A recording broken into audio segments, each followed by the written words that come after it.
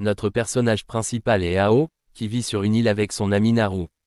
Elle souffre d'une maladie due à sa capacité spéciale, connue sous le nom de Duta. Cette nuit-là, ils sont tous les deux allés dans la forêt pour trouver un paresseux que Naru avait sauvé d'un incendie.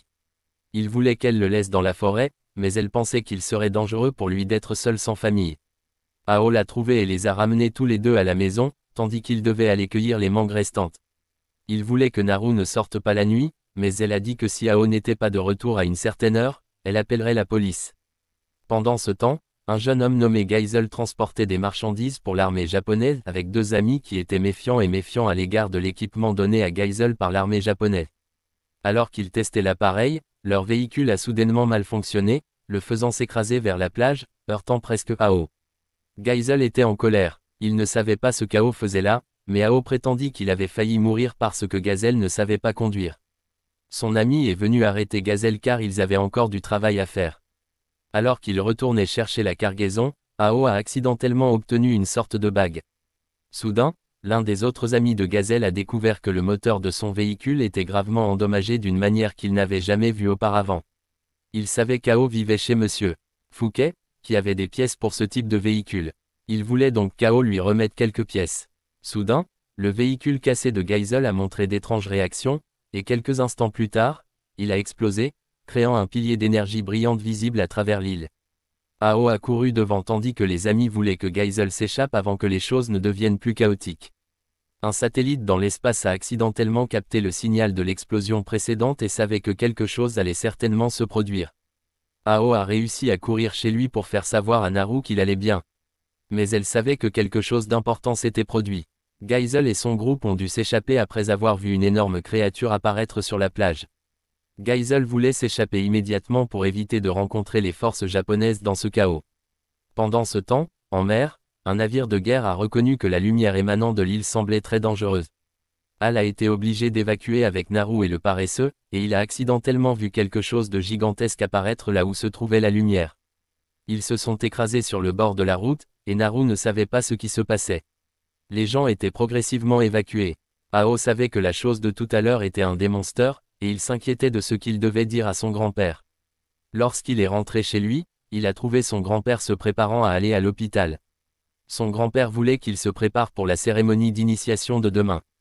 Ao a juste regardé son grand-père partir sans mentionner ce qui se passait de l'autre côté de l'île. Pendant ce temps, le groupe de Geisel a livré avec succès ses marchandises aux clients, mais s'est rendu compte qu'il manquait à Geisel un objet que Ao avait pris. Après le dîner, Ao a appelé Naru pour vérifier sa situation. Il n'osait pas lui rendre visite parce que son père l'avait toujours détesté. Ils se sont disputés pendant un moment à propos du fait qu'Ao utilisait toujours cette excuse pour ne pas lui rendre visite. Après s'être disputé, Ao a abandonné et a raccroché. Le lendemain matin, le groupe de Geisel est retourné à la plage pour chercher l'objet, car le client leur a donné 12 heures pour le trouver. Il ne restait qu'un énorme cratère sur la plage. Incapables de le trouver, ils ont pensé qu'Ao l'avait peut-être pris. Geisel sentait que son groupe était en difficulté car tant de choses s'étaient produites en une seule nuit. Il n'y avait aucun bruit autour, à part l'océan. Pendant ce temps, pendant la cérémonie d'initiation scolaire d'Ao et Naru, deux piliers lumineux similaires à ceux de la nuit précédente sont soudainement apparus. L'organisation spatiale s'était préparée à envoyer des gens pour faire face à la situation. Al, ayant perdu la trace de son grand-père et de Naru, partit à sa recherche lorsqu'un météore tomba. Il essaya d'appeler mais les lignes étaient coupées et les gens voulaient qu'il s'enfuit. Mais la chose étrange de la nuit dernière revint et commença à tout détruire. Il s'enfuit impuissant, réalisant que les humains ne pouvaient pas se défendre. Soudain, l'anneau tomba et commença à briller. Lorsqu'il le ramassa, il se souvint que sa mère avait un anneau similaire. Le groupe de Geisel le trouva et exigea qu'on lui rende l'anneau, mais il résista et refusa de le lui remettre. Comprenant l'entêtement d'Al, Geisel décida de l'emmener avec lui, pensant qu'il pourrait peut-être faire quelque chose pour sauver l'île. À ce moment-là, la marine de l'île reçut un message de la garde nationale indiquant qu'elle devait laisser partir le navire japonais.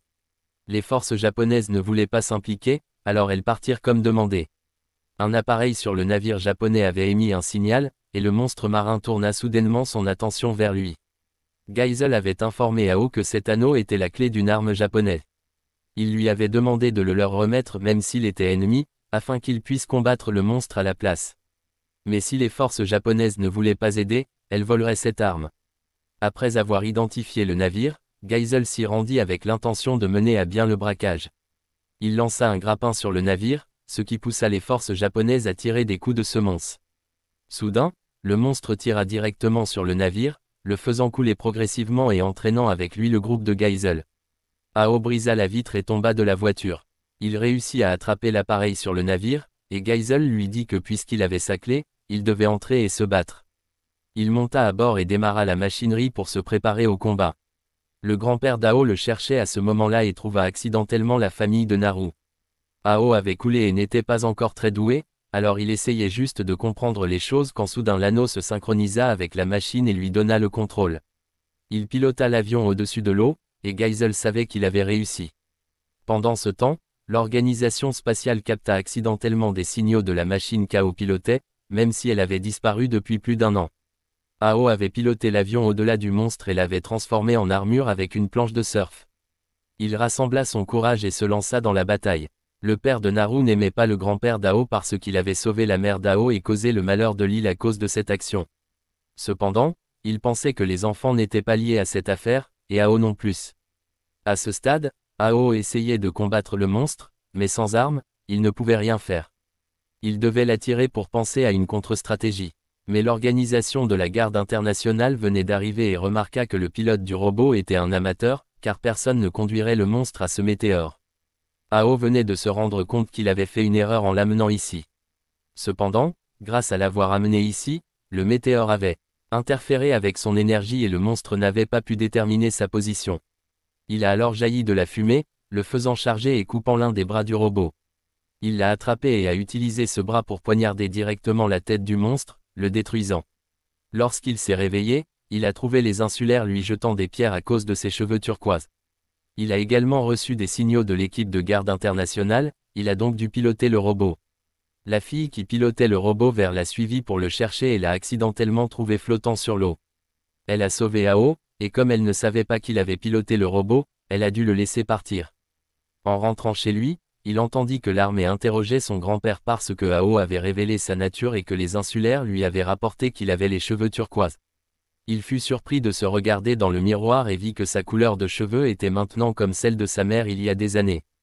Elle avait également été victime de discrimination et avait essayé de teindre ses cheveux en noir. Pendant ce temps, Naru entendit accidentellement parler du problème d'Ao et s'échappa de l'infirmerie. Elle trouva Ao à son endroit habituel et il savait qu'il était traqué à cause de sa couleur de cheveux et parce qu'il était un étranger comme sa mère. Elle n'était pas dégoûtée par lui, alors il décida de lui montrer le robot qu'il avait utilisé pour protéger l'île. Il n'avait pas l'intention de l'utiliser à nouveau car cela le rendrait encore plus détesté. Pendant ce temps, l'avion rouge était toujours sur le site de la météorite lorsque les hélicoptères militaires arrivèrent. En rappelant ses coéquipiers, la fille qui pilotait l'avion rouge les informa qu'elle avait eu des ennuis. Naru et Ao sont partis à la recherche du paresseux, mais son père et d'autres l'avaient encerclé et emmené. Pendant ce temps, le groupe de Geisel avait trouvé le robot mais ne savait pas comment le déplacer, car il ne pouvait pas le contrôler et le déplacer serait trop évident, et Ao ne voulait pas le piloter. Pendant ce temps, la fille blonde qui avait sauvé Ao rencontra une petite fille qui demandait de l'aide, elle dut donc aller chercher son avion pour l'aider. Le commandant ici ne comprenait pas pourquoi seuls les jeunes pouvaient piloter ces avions. Puisque le hibou avait été mentionné, le patron demanda au commandant plus d'informations sur le hibou et confia la tâche de rencontrer les hauts fonctionnaires de l'île à une femme officier subalterne. Elle voulait faire des recherches sur la météorite pour empêcher le kaiju de venir, mais ils refusèrent car ils n'avaient jamais entendu parler d'un monstre apparaissant 2 fois au même endroit. Elle alla ensuite chercher la pilote aux cheveux roses et lui demanda de trouver celle aux cheveux blonds et de garder un œil sur cette météorite. À ce moment-là, Ao a eu une conversation avec la personne qui l'a capturé. Il a révélé qu'il avait rencontré Ao et sa mère il y a 10 ans. La grand-mère de Naru lui a également raconté ce qui s'était passé dans le passé. Il y a 13 ans, la mère d'Ao est tombée accidentellement du ciel. Lorsque les Américains sont arrivés, le grand-père d'Ao a caché sa mère. Tout le monde pensait qu'Ao et sa mère étaient des extraterrestres ou des étrangers. Le côté d'Ao a également entendu dire que lorsqu'il avait 3 ans, la météorite est apparue près de l'île. Sa mère a donc été capturée par les Américains. La météorite s'est alors contractée, faisant penser aux gens que sa mère était la cause de la catastrophe. Ils pensaient qu'il n'avait rien fait de mal, et c'était des accusations sans fondement, mais les gens le détestaient toujours. Pendant ce temps, Geisel voulait trouver Un moyen de sauver Al, et il allait faire quelque chose de fou. Le patron est également venu ici parce qu'il voulait rencontrer Al. Au moment où il est entré pour rencontrer Al, Gazelle et ses amis se sont accidentellement écrasés et a mis Ao dans la voiture en un instant. Par coïncidence, la personne qui a capturé Ao était le père de Gazelle. Il s'est opposé à son père parce qu'il pensait que c'était injuste envers Ao. Il l'avait toujours maltraité et l'avait blâmé alors qu'ils étaient les lâches qui refusaient d'accepter cette opportunité d'indépendance. Lorsqu'il l'a emmené dans le ciel, ils ont accidentellement rencontré un kaiju plus grand là-haut. Mais Ao ne voulait pas se battre et voulait juste aller rencontrer le grand-père. Lorsqu'il est arrivé, il a vu que la clinique du grand-père avait été incendiée. Le grand-père ne lui a pas permis de les haïr car en fin de compte, c'était parce qu'ils aimaient l'île et voulaient la protéger qu'ils agissaient de cette façon. Il a vu que le grand-père gardait toujours des photos de lui et de sa mère. Il a changé d'avis et a voulu que le grand-père s'enfuit. Il a retrouvé le groupe de Gazelle et a décidé de se battre. Pendant ce temps, l'équipe de protection internationale a dû envoyer des gens se battre avec le navire du kaiju. Ils informèrent les militaires que les monstres pouvaient neutraliser les armes humaines de bas, comme les missiles, mais que les armes des robots pouvaient percer. L'avion rouge se transforma et tira quelques coups de feu en premier. L'ennemi riposta, mais ne put toucher car il était près de la météorite. L'avion bleu passa également et tira quelques coups de feu. Puis l'ennemi libéra 3 petits monstres. Tous deux se séparèrent pour les abattre et retournèrent à leur position près de la météorite pour se cacher. Ils libérèrent ensuite tous les monstres pour attaquer. Ao était maintenant entré dans le robot car s'il ne se battait pas maintenant, il le regretterait plus tard. Il se souvint quand sa mère lui avait montré la bague et lui avait dit qu'avec ça, le robot se souviendrait de lui, et il se souvenait du vrai nom d'Ao. Il pilota l'avion au combat, et pendant ce temps, l'apparition d'Ao fit accidentellement de lui une cible pour l'armée. Le côté du patron essaya d'appeler Ao, mais il ne comprit pas comment utiliser la radio. Alors le robot a mis en place le mode le plus simple pour qu'il puisse le contrôler. Les 2 femmes pilotes ont vu des humains tirer sur des monstres de manière excessive avec des jets et ont dû se précipiter, l'une derrière et l'autre devant. Et cette fille aux cheveux blonds était celle appelée par le patron et demandée de surveiller Ao. Il avait maintenant compris comment se transformer en robot et sortir des armes, mais il avait oublié le bras manquant et avait laissé tomber les armes. Il est entré accidentellement dans la zone de danger, forçant la fille aux cheveux blonds à venir le sauver. Elle l'a ramené au sol et s'est rendu compte qu'il était la personne qu'elle avait sauvée auparavant. Elle l'a informé qu'il venait d'entrer dans la zone d'activité du monstre. Il y aurait une zone entourant leur vaisseau où ils pourraient agir. Comme ils étaient maintenant au sol et hors de portée, ils n'attaqueraient pas au hasard. Elle voulait qu'il reste sur place pendant qu'elle retournait se battre. Il ne voulait pas rester les bras croisés, alors il lui demanda, ainsi qu'à son coéquipier, d'attirer tous les monstres pendant qu'il chargerait le vaisseau principal pour le détruire. Cette femme officier ne faisait pas confiance au pilote amateur d'un robot cassé comme lui. Mais le patron était prêt à parier sur Ao. La fille aux cheveux blonds et Ao pouvaient désormais communiquer par radio, et Ao n'avait plus qu'1 minute pour s'occuper du vaisseau. Il vola derrière elle et reçut les armes qu'elle avait larguées. Comme le robot d'Ao était de première génération, il pouvait être compatible avec toutes les armes des autres robots. Il pulvérisa des balles partout dans le vaisseau et au moment où les monstres le découvrirent, il avait atteint le moteur et avait tiré dessus, provoquant l'explosion de tout. Ce jour-là, le groupe de Gazelle a découvert l'équipe de la garde internationale en train de faire quelque chose avec la météorite. Il a demandé à un ami de servir d'appât, puis s'est faufilé avec l'autre personne. Les 2 hommes découvrirent que les 2 avions emporté quelque chose de l'intérieur qui ressemblait exactement à ce qu'il avait vu dans la voiture la nuit précédente. La météorite cessa également de fonctionner. Il courut immédiatement pour empêcher Ao d'être emmené. À ce moment-là, la policière et le patron étaient allés chez Naru pour rencontrer le grand-père d'Ao. Il voulait emmener Ao pour qu'il soit soigné, mais le grand-père voulait laisser Ao décider. Naru voulait aussi savoir où se trouvait Ao car sans elle, Ao tomberait dans le désespoir. Quelques jours plus tard, Ao fut amené en ville. Ce frère aîné serait chargé de le guider. En pleine ville, il vit encore de nombreuses personnes protester contre la guerre, et le frère dit que ces incidents se produisaient tous les jours. Il l'emmena rencontrer sa sœur pour un bol de nouilles, mais lorsque sa sœur entra, elle essayait de contacter l'agence de renseignement pour dénoncer Ao. Il entendit cela, et le frère, indigné. Il l'emmena chez le patron où Ao rencontra à nouveau Naru. Le patron laissa Ao entendre le message de son grand-père, selon lequel le robot appartenait à sa mère, et qu'elle l'avait une fois conduit en territoire ennemi et n'était jamais revenu. Il craignait qu'Ao ne fasse la même chose, alors il espérait qu'Ao ne mourrait pas. Personne ne savait ce qui était arrivé à sa mère, alors il décida de se joindre à eux pour découvrir la vérité à son sujet. Naru voulait aussi y aller mais à cause de sa maladie, il ne pouvait pas la laisser faire. Naru lui donna le paresseux pour qu'il puisse toujours se souvenir d'elle. Les jets militaires de l'île vinrent tenter de capturer Ao. Il se rendit auprès du robot que le frère avait caché et le conduisit jusqu'au navire de garde international et partit. Lorsqu'il arriva dans la salle de commandement, il se demanda où se trouvait le paresseux mais personne ne l'avait vu. Le paresseux avait accidentellement trouvé le groupe d'amis de Gazelle parce qu'il s'était faufilé à bord. Ao pouvait maintenant faire connaissance avec les deux filles, la blonde était au sol. Et celle aux cheveux roses était Elena. Il pouvait maintenant voir leur quartier général. Il avait l'air plutôt sympa, mais il ne comprenait pas vraiment pourquoi il l'avait construit de cette façon. En arrivant sur le site d'atterrissage, toute une équipe technique était prête à entretenir l'avion et rencontrait maintenant Alex. Il était le chef du département technique et devait le rencontrer. Il a dit que le bras aurait besoin de 4 heures pour être réparé et qu'il l'ajusterait pour correspondre à son style de combat à grande vitesse. Le patron l'a appelé pour le suivre, mais il s'inquiétait pour le paresseux, alors le patron a dit que l'officier Rebecca le chercherait à la place. Elle a accidentellement trouvé 3 jeunes passagers clandestins qui sont tous tombés droit vers elle. Elle a donné un coup de pied à Gazelle et il a voulu rencontrer son commandant. Al était maintenant emmené pour examen. L'analyse a montré qu'il différait des gens normaux sur un point, ses yeux, car il pouvait voir des ondes électromagnétiques que les yeux normaux ne pouvaient pas voir, comme les ondes électromagnétiques ou les rayons ultraviolets. Quand il s'interrogea sur lui-même, le patron dit qu'il était tout à fait normal. Cette couleur de cheveux était simplement héritée de sa mère. Flora lui fit alors visiter la base et lui fit savoir qu'il y avait beaucoup d'autres pilotes en plus d'eux. Elle le conduisit dans la zone des dortoirs mais réalisa qu'elle avait oublié de demander à ses supérieurs où se trouvait son logement. Soudain, la télévision rapporta que le paresseux courait au hasard dans la bave, et je me demande comment le paresseux pouvait courir si vite. Ao était inquiet alors il décida de courir et de le chercher.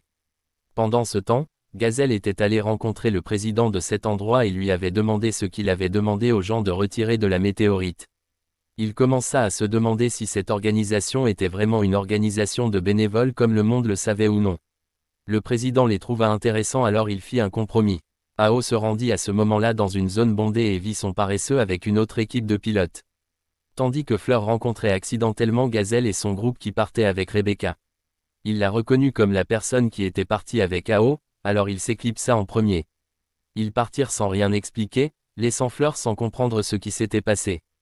Pendant qu'elle était sur le navire, Rebecca reçut la nouvelle qu'une météorite était tombée. Ao avait maintenant rencontré le groupe pilote de cet oncle. Bruno était le chef, et c'étaient tous ses membres. La plus petite fille ici, malgré son apparence, avait le même âge et se considérait comme l'aînée d'Al. Soudain, Bruno reçut une mission et appela tout le groupe à partir. Ils lui rendirent le paresseux puis partirent avec Bruno. Le chef du groupe d'Al arriva dans la salle de commandement et y découvrit le groupe de Gazelle. Le président dit qu'il ferait désormais partie de l'organisation. Al fut maintenant amené au dortoir par Elena et laissé en attente dehors. Fleur arriva et se demanda pourquoi il était dans le dortoir des filles. Il utilisa Elena comme excuse, ce qui la fit se demander depuis quand ils étaient devenus si proches. Pendant ce temps, le groupe de Bruno avait commencé à se battre. 3 filles étaient montées en premier quand soudain un kaiju se précipita, faisant tomber une personne. Il continuait à apparaître de derrière les nuages, les rendant imprévisibles. Bruno appela des renforts et la salle de commandement décida d'envoyer le groupe d'Ao au combat.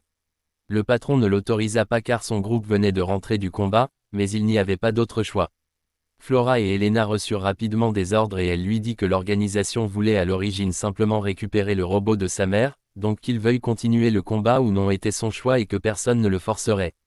Il suivit les 2 filles jusqu'au vestiaire des pilotes et le patron lui montra son propre costume. Tous les 3 se rendirent ensuite au hangar et Ao rencontra Alex qui lui dit que son avion avait été réparé et pouvait bien voler, et que l'organisation avait également renommé cet avion du nom que sa mère avait choisi. Ils décollèrent alors officiellement et se dirigèrent vers la bataille. Pendant ce temps, dans le pays allié qu'Ao venait de quitter, un chef de trafic d'armes reconnut que son subordonné était un traître et fit pointer des armes sur lui. Pendant ce temps, dans un entrepôt où les contrebandiers stockaient des armes, le gouvernement était venu réprimer le désordre. Ils essayèrent de résister mais les armes contre les chars étaient impossibles. De retour avec le chef, ce subordonné avait eu affaire à tous les gardes mais cette personne ne connaissait toujours pas sa véritable identité. Quelqu'un sortit de la piscine mais ne vit qu'une femme. L'autre entrepôt était en ruine et les hommes du commandant ne comprenaient pas pourquoi il voulait qu'il riposte. Mais le commandant ne s'était caché que et n'avait jamais ordonné de tirer. Et une personne avec des capacités de transformation apparut également devant lui. La femme de tout à l'heure avait maintenant pris le robot de la personne dans la piscine et l'avait conduit directement là où le monstre que l'organisation ciblait. De retour à AO, le patron lui fit rencontrer George, une IA dans leur système. George l'informa de la position exacte où il devait se rendre et la mission était qu'il devrait faire face au monstre tout en sauvant les 3 pilotes de Bruno. Il devait y aller vite car le vaisseau de commandement avait découvert que Bruno essayait d'aller directement. Il soupçonnait qu'il allait s'écraser sur le vaisseau monstre pour dégager la voie.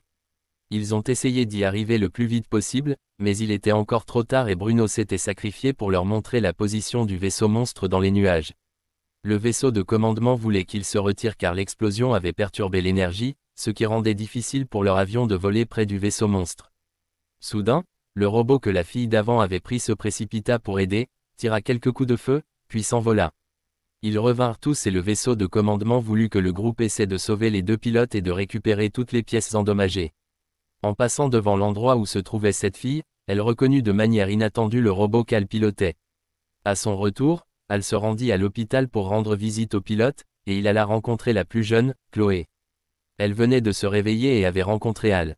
Il lui fit savoir que tout le monde allait bien et cacha ce qui était arrivé à Bruno. Il resta pour veiller sur le sommeil de Chloé, mais au milieu de la nuit, il s'endormit aussi. Elle vit le commandement appeler Al alors elle écouta et apprit ce qui était arrivé à Bruno. Pendant qu'Al dormait, ils le laissèrent se reposer et se lancèrent. Chloé le réveilla et il apprit que tout le monde était déjà parti au combat. Il pensait qu'il était inutile, donc personne n'avait besoin de lui et commença à se blâmer, ce que Chloé ne pouvait pas supporter. Elle pensait que tout le monde essayait juste de le protéger parce qu'il manquait de sommeil et que sortir serait comme se sacrifier. Chloé a admis qu'elle avait essayé d'apprendre Dao en chargeant dans la zone d'activité du vaisseau monstre, mais cela s'était retourné contre lorsqu'il avait été contre-attaqué et avait échoué. Après avoir entendu ses encouragements, il a décidé de partir.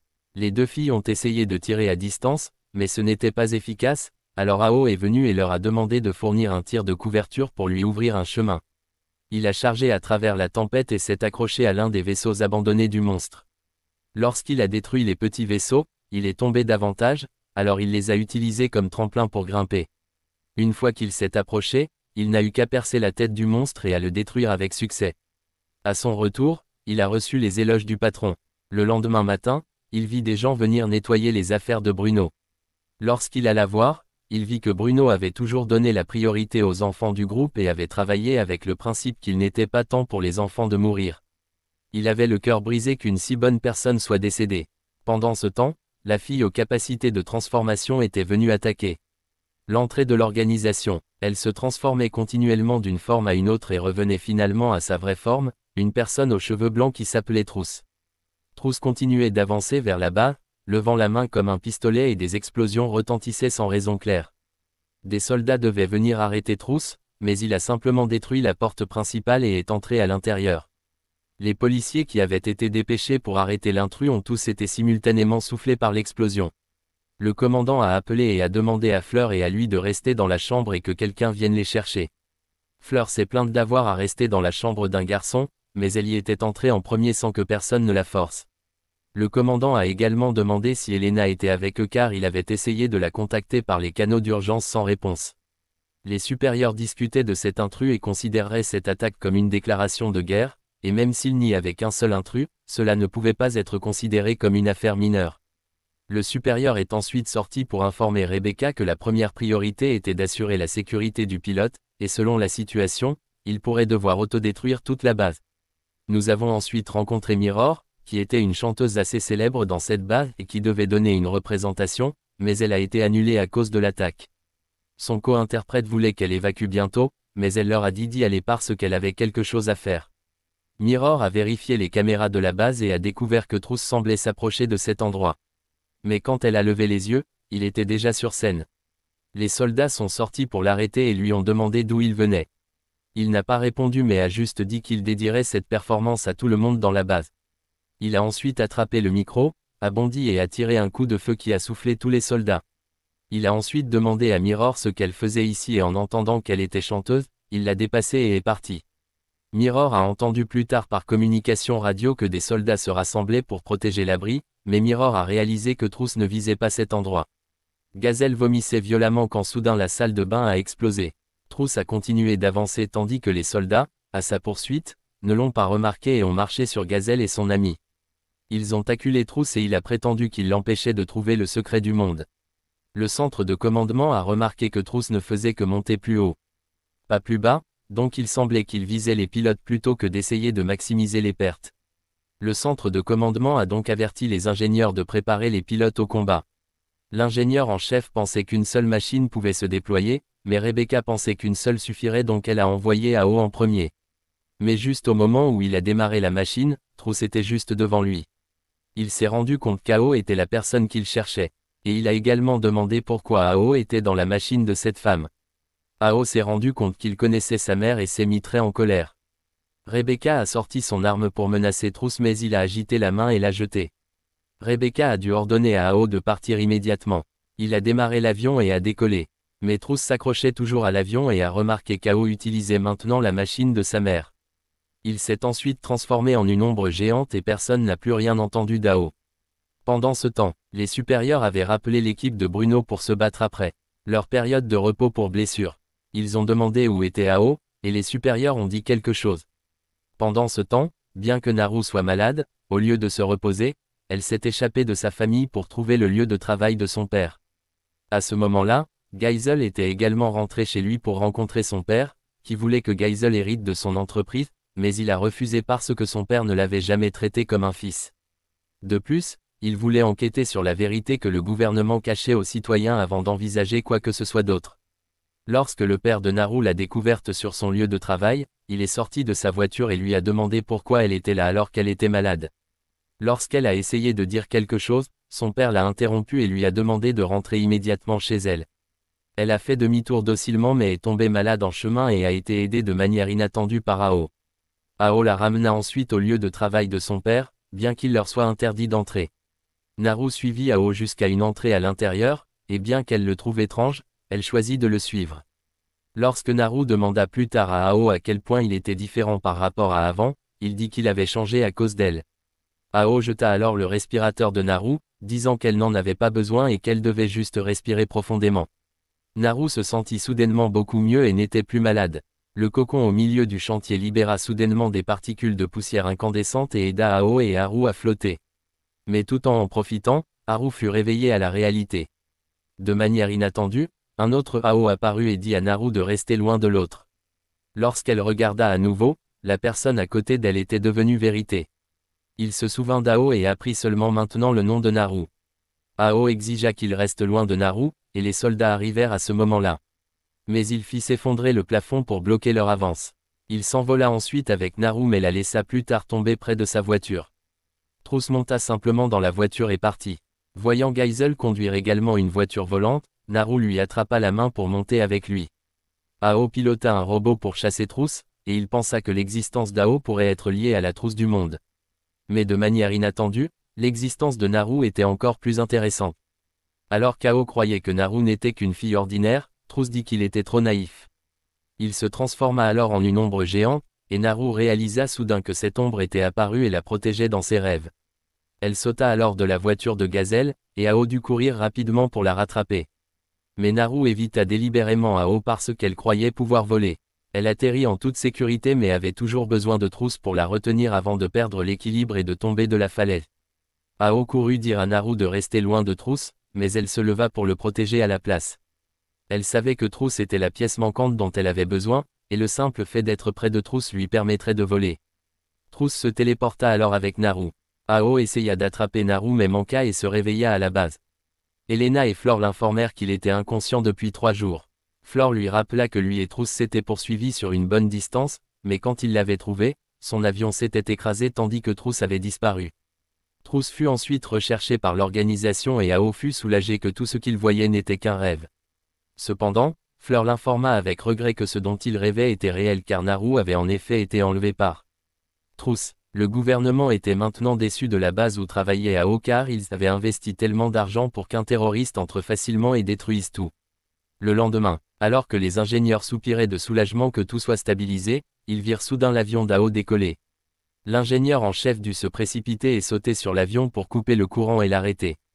Rebecca et le commandant suggérèrent plus tard que leur travail n'était pas de chasser les terroristes mais de s'occuper des monstres avant qu'ils n'explosent. Le président dut venir demander comment il comptait punir AO. Le commandant n'avait pas encore décidé. Le président voulait donc qu'AO ne reçoive qu'un avertissement cette fois-ci puisqu'il avait déjà aidé l'équipe de Bruno. Le président considérait les pilotes comme ses enfants et ne voulait pas être trop dur. Fleur semblait touché par les paroles du président. Le lendemain, alors qu'AO se promenait, il découvrit qu'il était suivi partout où il allait. Quelqu'un le traquait. En passant devant chez Fleur, Geisel s'arrêta également. AO voulait qu'il arrête de la suivre et partit en colère. Fleur se demanda pourquoi il suivait AO, et il révéla qu'il avait reçu l'ordre du président de la surveiller, mais pas secrètement mais ouvertement comme ça pour faire pression sur AO. Il savait aussi que Fleur était la fille du président, et qu'elle avait une mauvaise relation avec son père, tout comme AO. Peu de temps après, une nouvelle mission apparut dans un désert.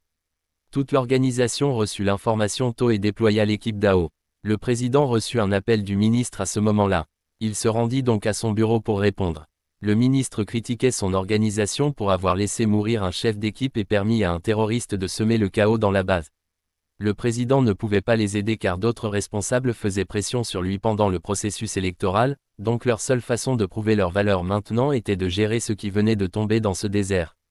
Le commandant travaillait maintenant avec Rebecca pour définir la stratégie nécessaire pour cette mission. AO vient d'apprendre que le président avait envoyé quelqu'un pour la surveiller à ce point parce qu'elle traitait les pilotes comme des enfants, quel mensonge. Il vient également d'apprendre que Fleur était la fille du président. Ils ont alors soudainement reçu des informations selon lesquelles le monstre apparaissant cette fois-ci était très similaire à celui qui était apparu il y a de nombreuses années, il pouvait provoquer des éclairs et du tonnerre continu dans le ciel et était très dangereux. De manière inattendue, les supérieurs ont informé le commandant d'interrompre la mission sur ordre du président. Le commandant ne voulait pas désobéir, alors ils ont fait demi-tour. Ils ont atterri près de ruines, et Flora savait qu'une organisation faisait pression sur son père, et une organisation assez grande pour le faire devait être le gouvernement américain. George a informé que les habitants protestaient actuellement contre le gouvernement américain, avec des tensions si élevées que les deux camps étaient au bord de la guerre. Donc s'il soulevait quoi que ce soit à propos du monstre et provoquait une explosion, cela déclencherait la guerre. AO se souvint de ce qui était arrivé à sa patrie et affirma avec colère que s'il laissait les choses telles qu'elles étaient, les gens d'ici mourraient. Il s'enfuit alors et Fleur décida de le suivre. Ils se rencontrèrent plus tard dans une maison abandonnée. Fleur avait entendu dire qu'AO détestait aussi son père, alors elle sentit qu'ils étaient très similaires, disant qu'elle détestait aussi son père. AO se demanda pourquoi elle détestait le président mais travaillait toujours ici. Elle raconta à AO qu'il y a 5 ans, elle et sa mère avaient été impliquées dans un terrible accident. À l'hôpital, les médecins n'avaient pu sauver qu'une seule d'entre elles, alors son père a choisi de la sauver à la place de sa mère. Elle comprenait que si son père avait choisi de sauver sa mère, elle serait morte, mais elle le détestait toujours de l'avoir fait vivre avec ce fardeau. Le commandant les retrouva plus tard tous les deux et leur montra la nouvelle selon laquelle le monstre avait causé des dégâts importants aux habitants d'ici, alors le monde avait fait pression et avait demandé au gouvernement d'aider ces personnes. Par conséquent, l'ordre de retour a été annulé et ils ont pu continuer la campagne. Le groupe est ensuite retourné au vaisseau pour commencer l'action. Peu de temps après le décollage, le groupe a officiellement obtenu des images détaillées de ce monstre. Ce monstre pouvait libérer des particules chargées provoquant des éclairs en continu. Bien que leur robot soit équipé de boucliers contre les attaques de monstres, ces éclairs étaient des attaques indépendantes, donc un seul coup pouvait arrêter le système. La seule façon de gagner était d'esquiver tous ces éclairs. Plus facile à dire qu'à faire, mais ils n'avaient pas le temps de réfléchir davantage, alors Elena s'est baissée et a commencé à installer des armes pour abattre le monstre. AO et Fleur se sont également rapidement approchés pour qu'Elena puisse continuer à tirer, mais ils ont découvert que le monstre se préparait à libérer des éclairs sur une grande zone, donc tous deux ont dû battre en retraite. Elena a malheureusement été frappée par la foudre, elle s'est donc arrêtée et a dû redémarrer. Le commandant a dû dire à AO et Fleur d'attendre les ordres car ils avaient besoin d'Elena pour exécuter le plan.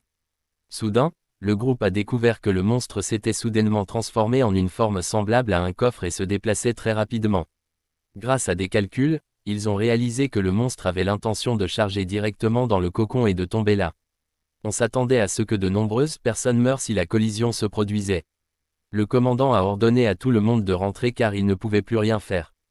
Mais AO a refusé et a cru qu'il y avait encore un moyen. Avant qu'il ne puisse agir, Fleur s'était déjà envolée. Elle s'est envolée vers le cocon et a voulu empêcher la collision. AO est venu l'aider, Il voulait aussi l'aider à se venger de son père en survivant pour le frapper au visage. Ils se sont alors envolés tous les deux ensemble et ont essayé de retenir le monstre. Ils ont tiré simultanément des deux côtés du monstre, et il s'est réellement fissuré. Mais la collision se produirait dans moins de 30 secondes. Chaque seconde s'écoulait et finalement, ils réussirent à détruire le monstre avant que la collision ne se produise. Bien que tous deux aient été touchés par l'explosion, seul le robot fut endommagé tandis que les pilotes restèrent sains et saufs. Tous deux étaient heureux d'être encore en vie pour revenir. Ao et Fleur partirent ensuite et voulurent voir le visage du président après cet incident. Cependant, ils découvrirent immédiatement que les images à la télévision avaient été truquées par des personnes de la base pour tromper le gouvernement américain. Le président révéla alors que le gouvernement américain les avait interrogés sur ces images parce qu'ils avaient enquêté et découvert que rien ne s'était passé dans la ville ennemie. Mais le président avait répondu qu'il ne savait pas, et maintenant le président avait besoin que le commandant l'aide à expliquer pourquoi ils étaient rentrés en retard. Il avait juste dit que le moteur du vaisseau était endommagé, provoquant le retard, et qu'il n'était pas intervenu. Fleur et Hal réalisèrent alors que le président avait mis en scène ces images pour les aider à poursuivre leur mission. Donc, en gros, le président avait sauvé beaucoup de gens. Lorsque le commandant revint avec Rebecca, ils virent qu'Ao et Fleur s'étaient beaucoup rapprochés.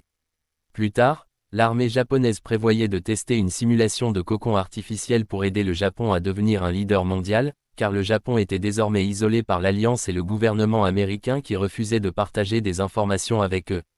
Alors que leur économie restait stable, leur armée était loin derrière les autres pays.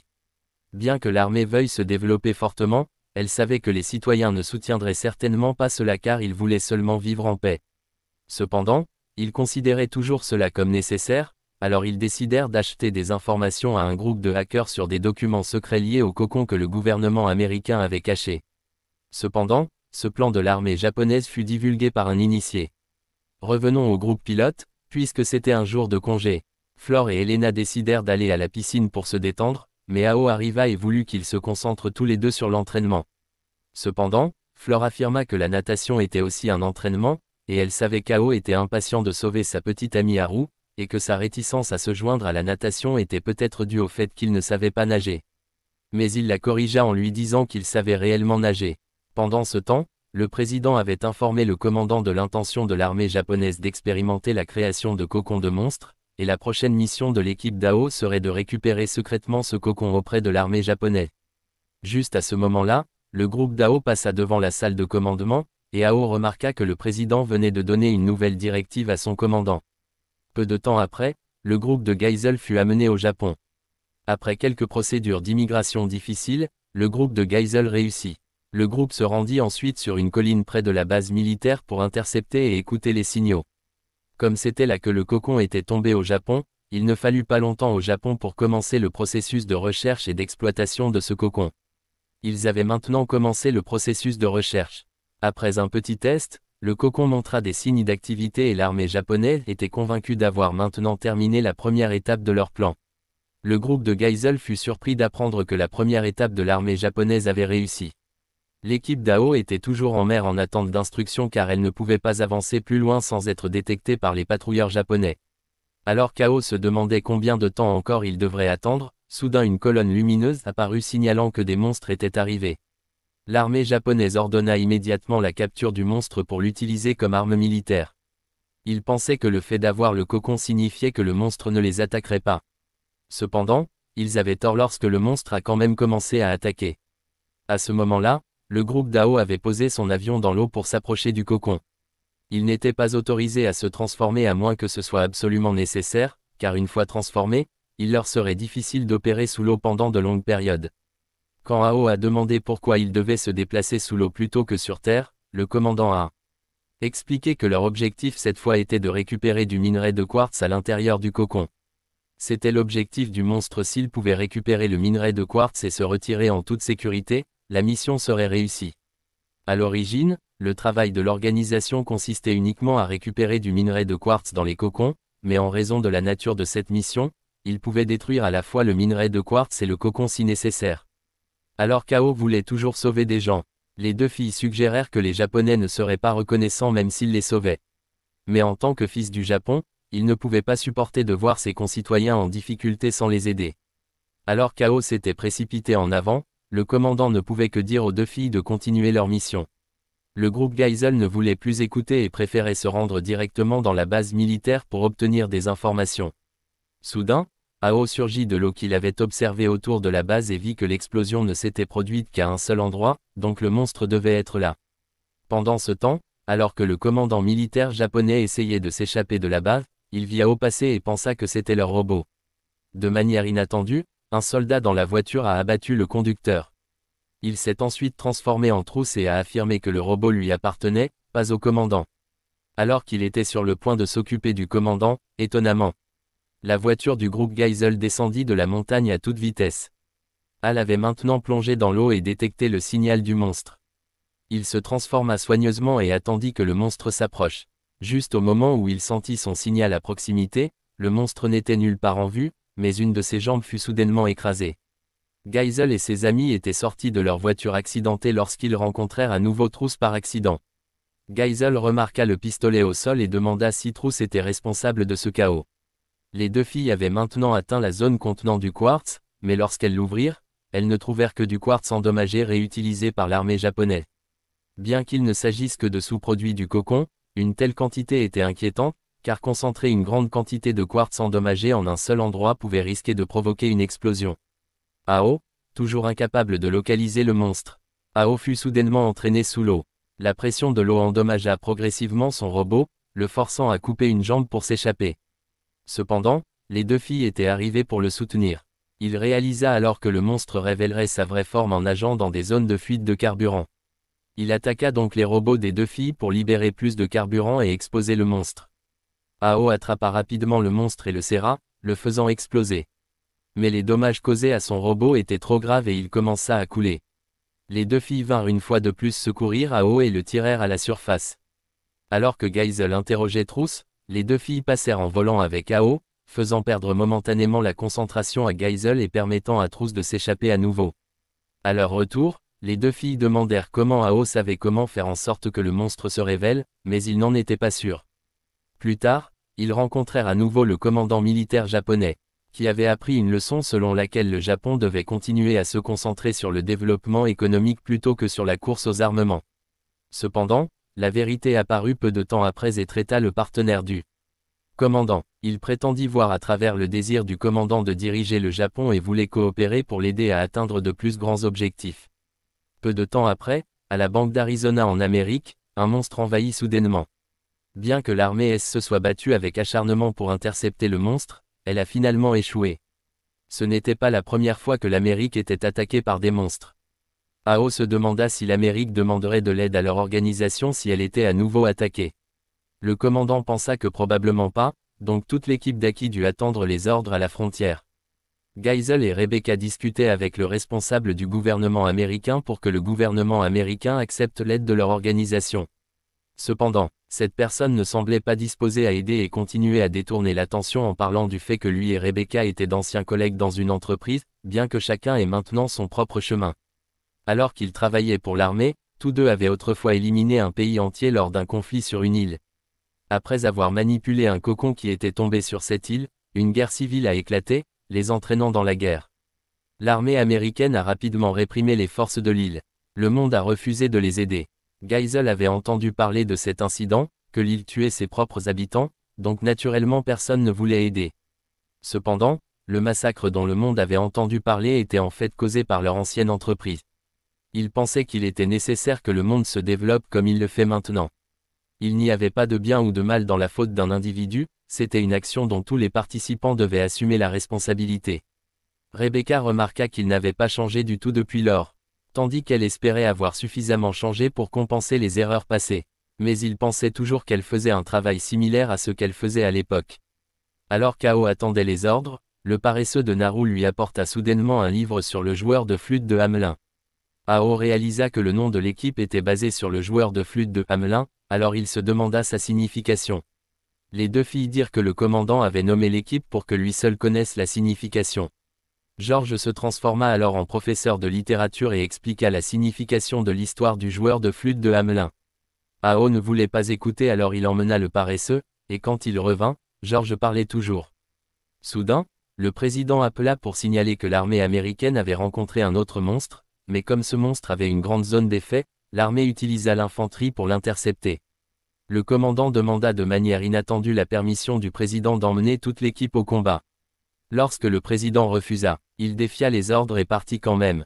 Il se dirigea ensuite avec Ao vers le territoire américain. Ao remarqua que le commandant désobéissait rarement aux ordres du président. Il dit qu'il avait un mauvais pressentiment à propos de l'utilisation de l'infanterie par l'armée américaine pour intercepter le monstre, alors il a outrepassé son autorité pour vérifier la situation lui-même. Ils entrèrent ensuite dans la ville où le monstre était susceptible de survoler. Ils découvrirent soudain un groupe de personnes qui n'avaient pas encore évacué. Ils descendirent donc pour vérifier la situation. Lorsque le commandant demanda pourquoi ils n'avaient pas évacué, le groupe dit que cette personne les avait empêchés de monter à bord de l'hélicoptère. Il se révéla alors être Trousse et ne laisserait personne partir car ils seraient des sacrifices pour le réveil du monstre. Al se précipita pour récupérer Naru de lui, mais il utilisa son pouvoir pour l'empêcher de s'approcher. L'infanterie américaine avait maintenant échoué une fois de plus contre le monstre. Tandis que Rebecca était bloquée par le fonctionnaire qui ne voulait toujours pas accepter l'aide de leur organisation. Quand Al reprit connaissance, il découvrit que Trousse avait téléporté tout le centre commercial sur une montagne rocheuse. Le monstre apparut juste devant eux et libéra de petits monstres qui volèrent vers les civils. Certains soldats s'efforcèrent d'abattre les petits monstres. Mais ils virent soudain les soldats et immédiatement après, ils lancèrent des éclairs qui tuèrent instantanément tout ce qu'ils touchaient. La peur commença à submerger Ao, le faisant se figer sur place. Le commandant dut se précipiter pour le repousser et lui dire de courir rapidement à l'intérieur. Ao courut pour sauver sa vie tandis que le commandant dut soutenir sa retraite. Trousse prétendit que les humains avaient complètement mal compris la nature de ces monstres. Les civils ont ensuite dû se cacher dans le centre commercial alors que les petits monstres patrouillaient toujours à l'extérieur. Rebecca a maintenant reçu un message du président selon lequel le monstre était très différent maintenant car il n'avait jamais identifié les humains comme des ennemis auparavant. Mais cette fois, ce comportement semblait avoir évolué. Le président voulait que Rebecca négocie rapidement avec ce fonctionnaire et elle a reçu toute autorité pour fixer des conditions si nécessaire. Gazelle a alors remarqué que Rebecca était encore quelque peu hésitante, et la raison devait venir du commandant. Le commandant s'est excusé auprès d'Ao de l'avoir amené dans cet endroit dangereux. Il a révélé qu'il était un soldat du pays de l'île que Rebecca avait précédemment éliminé. Bien qu'il ait beaucoup perdu dans cette bataille, il n'avait pas le droit de garder rancune car les deux camps étaient également fautifs. C'est pourquoi il a rejoint cette organisation pour corriger ses propres erreurs. Cependant, comme seuls les mineurs pouvaient piloter les robots, il choisit le nom de joueur de flûte de Hamelin pour se voir comme quelqu'un qui mène des enfants au combat. Al se promena plus tard dans le centre commercial et découvrit que les mannequins avaient été mis en pièces par les monstres. Le commandant et quelques soldats essayèrent alors de trouver une voie de fuite. Soudain, Al se précipita avec une tente et se cacha parmi les petits monstres. Bien qu'ils l'aient vu, ils partirent après qu'il se soit caché dans la tente. Al courut rapidement et raconta au commandant son expérience. Il remarqua que tandis que les mannequins de l'étage supérieur étaient brisés, un à l'intérieur d'une tente était resté intact. Ainsi, il réalisa que ces monstres identifiaient les humains par leur forme. Il voulait donc que tout le monde trouve un moyen de s'échapper avec lui. Tout le monde prit alors des tentes et se prépara à sortir. Ils marchèrent en ligne et réussirent à dépasser les petits monstres. Rebecca dit à Gazelle de la laisser avec son ancien patron pendant un moment. Gazelle sortit alors que le fonctionnaire était prêt à laisser Rebecca partir avec la demande d'aide. Mais à une condition, elle pointa son arme sur lui et lui demanda quelle était la condition. Peu de temps après, des ordres de déploiement furent envoyés à l'équipe d'Ao. Les deux filles se rendirent rapidement avec le navire principal pour récupérer Ao et le commandant. Le commandant dit à Ao qu'il avait un plan pour faire face au monstre. Les deux filles rencontrèrent bientôt le monstre et l'attirèrent pour les chasser. Ao s'approcha d'en bas, et le monstre libéra immédiatement de petits monstres. Ao devait constamment faire face aux petits monstres pour ne pas pouvoir s'approcher du monstre principal. Le commandant appela donc les deux filles et leur dit d'attaquer lorsque le monstre ouvrit la bouche pour libérer les petits monstres, et pour le faire les libérer, il s'utiliserait comme appât. Il lui lança un missile, le faisant ouvrir la bouche et libérer de petits monstres. Les deux filles s'envolèrent immédiatement, tirèrent dans sa bouche, et a réussi à éliminer le monstre. De retour au vaisseau, Rebecca a demandé au commandant de ne pas être à nouveau aussi imprudent car l'équipe avait besoin d'un leader comme lui. Peu de temps après, Gazelle et son équipe ont eu l'occasion d'enquêter sur certaines choses. Il a découvert que le chanteur Mirror de leur ancienne base se produisait fréquemment partout ces derniers temps.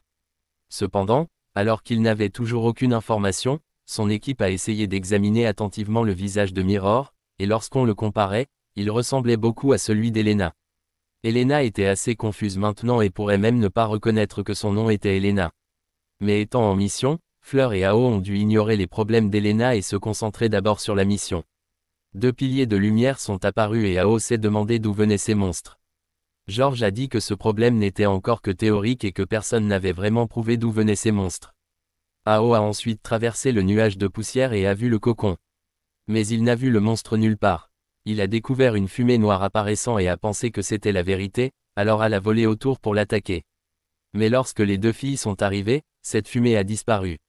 Du sol, une créature noire a dessiné le visage du président juste au moment où Flore parlait mal de son père. Elle s'est sentie gênée lorsque le visage du président est apparu, alors elle a tiré pour détruire cette image. Personne n'était sûr que le monstre soit vraiment apparu cette fois-ci, alors pour l'instant, ils sont allés récupérer le minerai de quartz en premier. Pendant la récupération, une sorte de sable est soudainement entré dans le robot d'Elena. Ce soir-là, le président a discuté de certaines choses avec Geisel. Il soupçonnait qu'Elena et Mirror étaient la même personne, alors il s'est rendu dans un centre de recherche où le président avait trouvé Elena. Il a révélé que cette installation avait été créée pour créer des enfants pour piloter des robots. Les pays expérimentaient sur les enfants pour augmenter leur compatibilité avec les robots. Cependant, Elena s'était entraînée dans cette base pendant 2 ans, donc il croyait toujours qu'Elena était complètement normale. L'ami de Geisel pensait qu'Elena ne pouvait pas à la fois s'entraîner dans la base et se produire quelque part loin dans le monde, alors il voulait que Geisel abandonne cette pensée. Cependant, Truss lui a dit qu'il devait essayer de chercher la vérité pour que la vérité lui parvienne. Nous avons appris plus tard que le gouvernement américain avait intentionnellement implanté Mirror dans l'organisation pour trouver des informations secrètes à l'intérieur.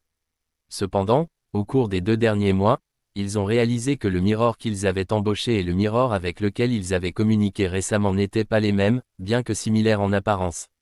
Leurs voix parlantes et chantantes étaient très différentes. Ils ont alors émis l'hypothèse que le Mirror avec lequel ils avaient communiqué pouvait en fait être Elena. Pendant ce temps, alors que l'équipe d'ingénieurs entretenait les robots, le sable qui s'était attaché au robot d'Elena s'est soudainement répandu et a possédé les 3 filles de l'équipe de Bruno. Elles ont commencé à perdre la tête, sont montées dans un avion et se sont envolées.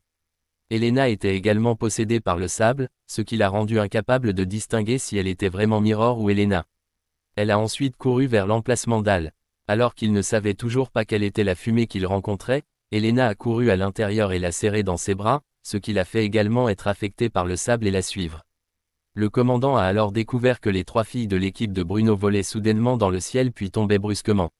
Les ingénieurs ont dû couper leur alimentation et aller les maîtriser et les endormir pour arrêter leurs hallucinations. Flore a vécu une situation similaire et a également été sous sédatif pour éviter toute résistance. Ils ont découvert plus tard que la cause était ce sable, qui avait des propriétés similaires au carburant qu'ils utilisaient pour les robots. Cela n'affectait que les enfants dont le cerveau avait été modifié pour contrôler des robots.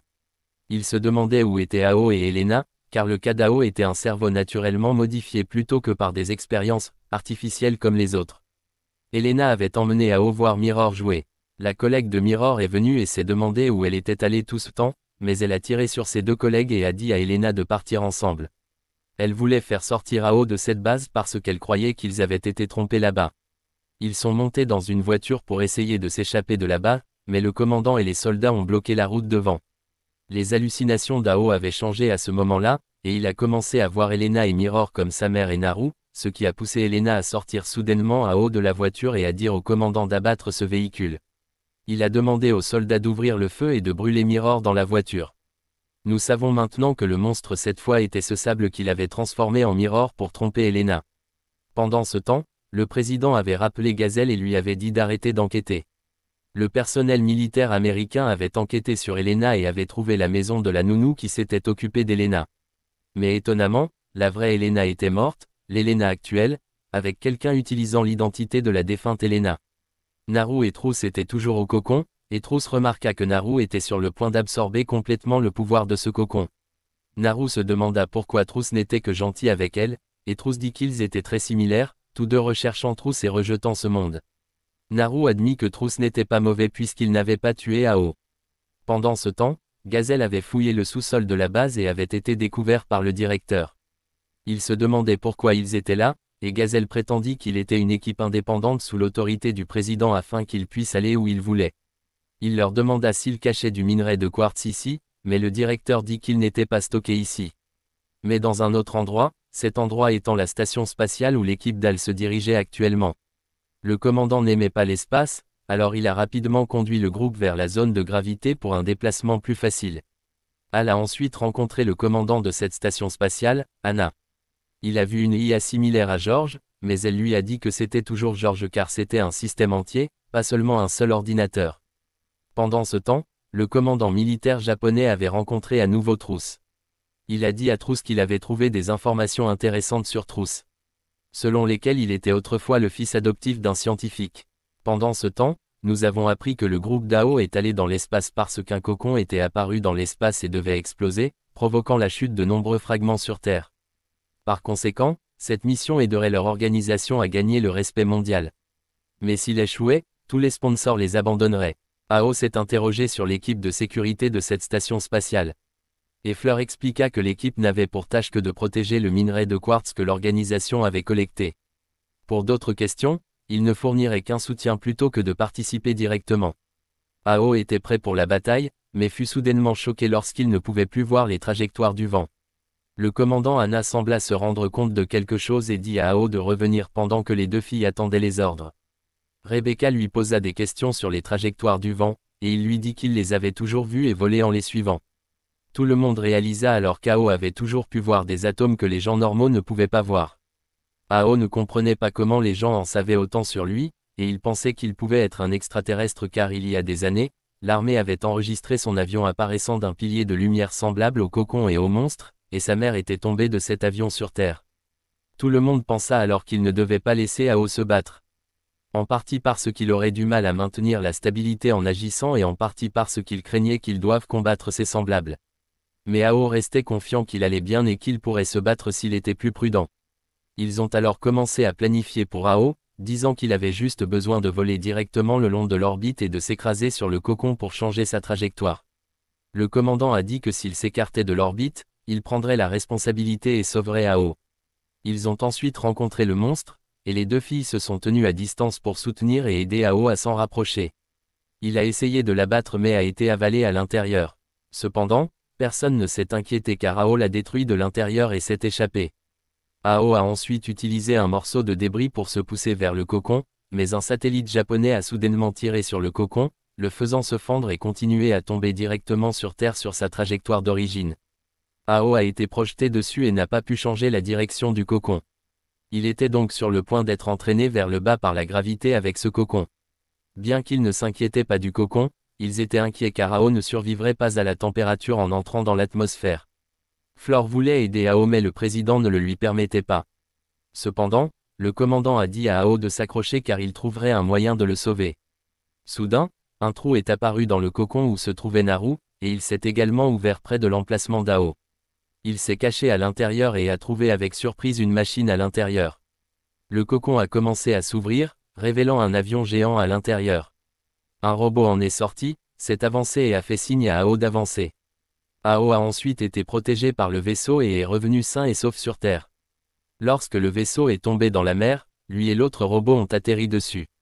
Mais quand Ao a quitté le cockpit, il a été surpris de voir que le pilote de l'autre côté ressemblait beaucoup à sa mère.